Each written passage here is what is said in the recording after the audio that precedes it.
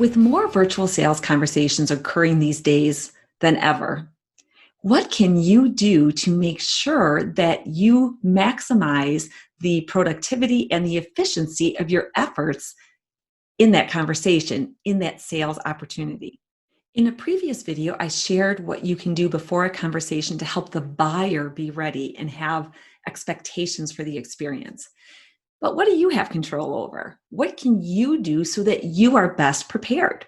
And preparation matters. In our control studies with clients, we found that 17 to 25% more effectiveness for achieving the right outcome occurred when people properly prepared and consistently prepared. And there are actions we can take before the conversation to make sure that we get those increased probabilities. So, what is it that you control? What you control is what you do days or moments before.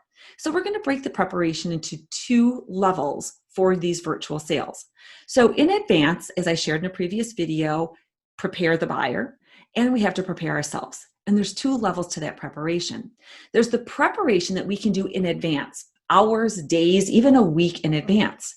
And that includes us being ready, doing our research, outlining the conversation. When we know the objective, we can determine what's the information exchange that needs to happen. What information might I need to share? How am I going to share that? What resources and tools do I have that is going to help me connect this information and make it relevant and understandable to that buyer? That's things you can prepare in advance. You can also prepare your environment in advance. Make sure that if you are working in a place that you're normally not, that the background sends the right message, that it doesn't look like you're working in a basement or in a closet, for example. So the environment you can prepare in advance. Prepare for the flow and the format. What are you going to do to keep them engaged along the way if you're not face-to-face? What are you going to be able to have them look at? What are you going to be able to have them touch? What are you going to be able to have them think about? And plan that out in advance. Whatever tools you're using, practice using them, and then know what's your backup. If it doesn't work, how else are you going to be able to accomplish the objective? So the other day I was in a conversation with someone and the bandwidth on their end was pixelating the video. So we turned off the video. But then even the audio was very choppy. And so I let it go on too long, but then we did convert to phone. Best practice would be know if this is happening, is there a quick troubleshoot or what's the backup? And be ready to lead and get that done so that you're not wasting valuable time. And worst of all, you're not wasting the flow that you have going with them. Also, depending on your buyer and situation, what can you send them physically in advance?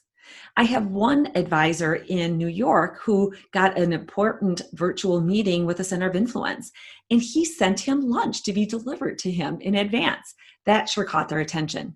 Depending on your situation, can you send an e-gift card for a coffee house so that you can have a virtual coffee together? Or is there some type of document that you could send them in advance instead of them pulling it up on a screen or having to print it out themselves, and maybe they don't have those capabilities? The second level of preparation that you can take is the moments and minutes right before the interaction.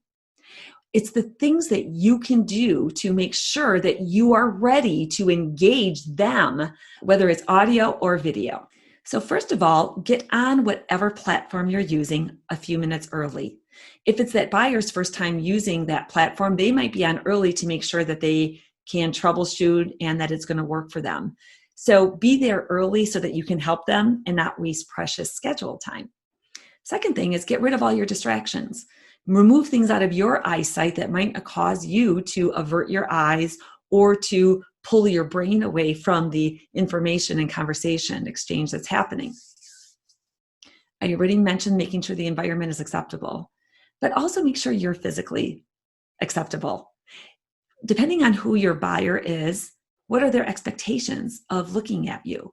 What do they expect from someone with your experience level, your credentials, your knowledge? And are you looking the part even though you're not together? I have been watching some recorded sales conversations for a client of mine over the last couple of months, and I was surprised at how quickly the salespeople converted to being very casual in their look. And while that might seem old-fashioned, it depends on who your buyer is. Certain buyers, if they're going to be putting a lot of money or a lot of trust in you, might need to see that you look the part. And so, t-shirts with concert logos or beer logos probably aren't right for most buyers, unless you're a liquor salesman. So, in a virtual selling environment, what we have to communicate with is more our face, maybe our hands, and anything in a short periphery around us. Before that conversation, make sure all of that is representing what message you want to send, making sure that it is nothing that's going to distract those prospects, and that in fact it can add to them being focused on you and the information exchange that you're having. Stay tuned for further videos where I talk about the things we should do during that virtual sales conversation to achieve the right outcome. See you then.